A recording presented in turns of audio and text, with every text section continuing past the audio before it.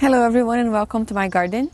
Today I'm going to show you how we build all of this season from scratch. This is a brand new garden for us. We moved to this new location last fall and all of this was grass on a slope.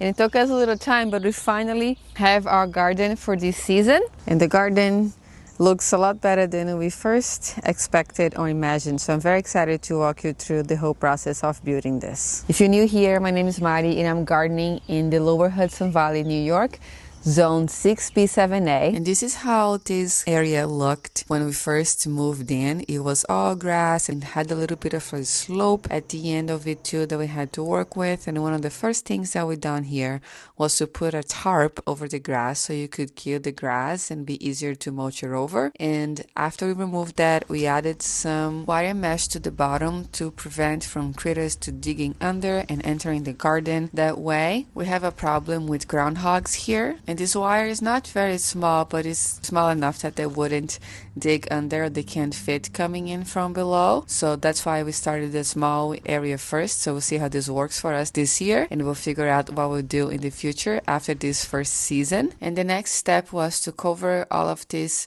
wired area with mulch. So it would be easier for us to walk around and don't trip on the wires or anything like that. Plus it will look nice and help building up the soil because our soil is very rocky in here. Also, we're doing raised beds, but I plan to do some more in-ground beds in the future too. And it took lots of trips of getting wood chips. We had this nice big pile of wood chips already here in the property when we moved in, which was extremely helpful. But we had to move from that place where a previous tree was to the back of here in the garden and then do load by load, which took a lot longer than we expected, but we got it done. And then we also tried to level the garden with the wood chips, which it's a little bit risky because the wood chips will decompose with time, but that's the option that we had at the moment. So we will see how that's going to work out. And we got all of this work done last fall. We wanted to make sure we would kill the grass and wouldn't have a lot of problems with weeds this year when it was time for us to finally put up our raised beds. And you can see in the back there that I had tarped that area also because I wanted to expand the garden to the back a little bit. And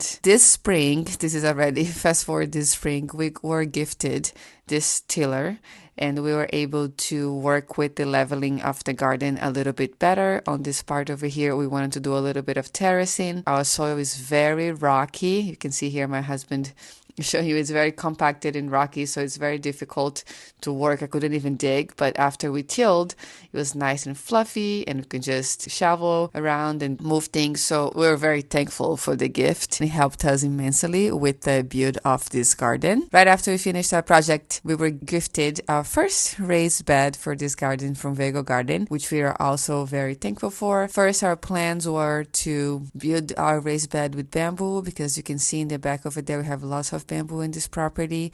But these metal beds ended up being a much better option for us. It made our garden look so nice at the end. And the raised bed was very easy to put together, and that's a metal raised bed that's made to look like wood, which is very nice. And it's great because since we're renting, this is something that we can take with us if there is a time that we have to move from this property. So we can just unassemble and take it the parts together and just remove the dirt and do something else with it. So we were very happy to be able to add that to the layout. And at that point, I was thinking that I was going to have that in the middle of the garden, and we were still planning to build bamboo raised beds around it. But after we built this, I liked it so much. I thought it was so beautiful that I decided to buy another one myself to match it. And we got another 4x8 of the same model from Vego, and then Vego offered to send another one just to finish the layout of the garden. So they ended up gifting us a third bed that is a different size. After we received this first bed too, we saw that our garden was definitely not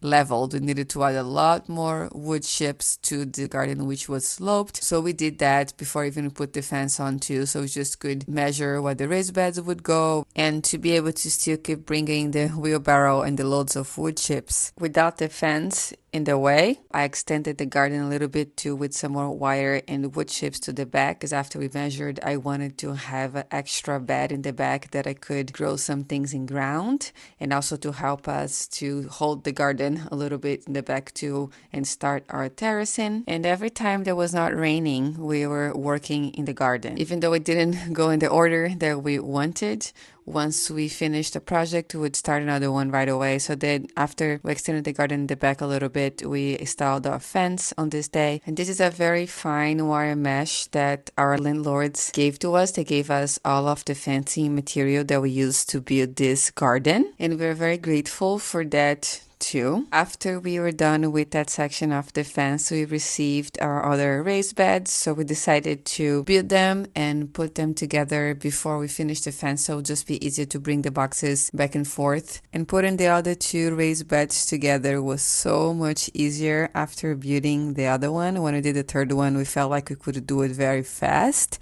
because once you kind of understand and learning how to do it, it's just so easy to put it together. So we really enjoyed putting this together and noticing that we got much faster with time. That was the most satisfying part of building this whole garden. And we really liked how the layout turned out at the end. I didn't think they would look so pretty together, but I loved the way the three of them looked. And then after we did the raised beds and another day that was not raining, we decided to till the side of the garden and amend that side a bit with compost and do some planting on the edge of the garden in hopes that the wildlife will not try to dig under, because we decided to plant some things that are toxic to them, like sweet peas that are beautiful flower and some foxgloves, and maybe they'll come close and smell them and I want to mess with it. Mostly we have been having problems with groundhogs, and I learned that they don't like snapdragons either, so we also did a planting of snapdragons in between the foxgloves and the sweet peas, since I had started so many. We also did some work in the back of the garden, tilled a little bit more and made the soil loose so we could move some soil from that lower part to the back of the fence to give it more support. And then it was time to fill the raised beds. I filled them about halfway with wood chips, and then I added some compost on the top that I mixed with some potting soil.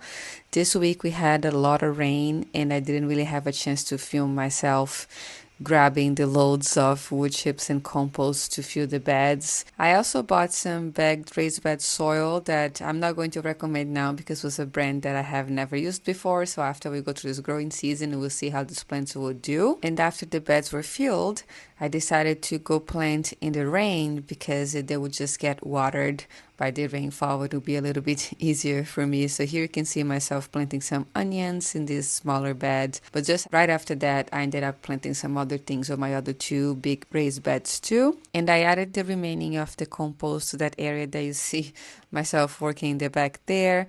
I wanted to build an in-ground bed as well. And we also finished doing the fence on this day.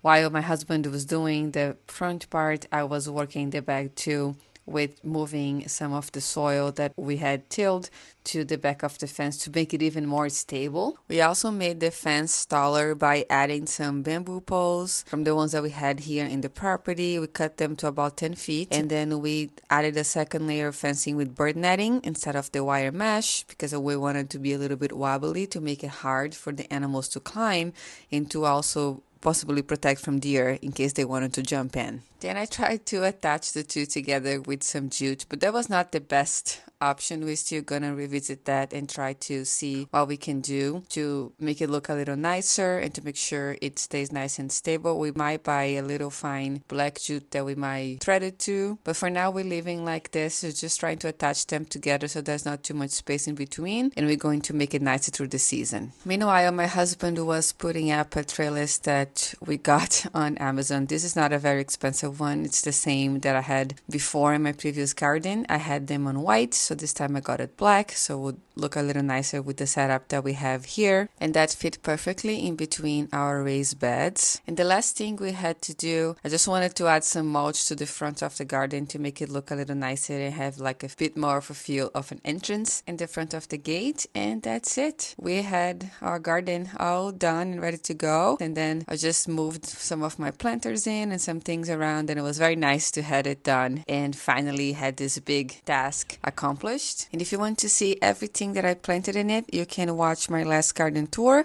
I started at this new section of the garden and explained everything that's going on to up to this point that you're seeing right here. Thank you so much for watching today, and I'll see you next time.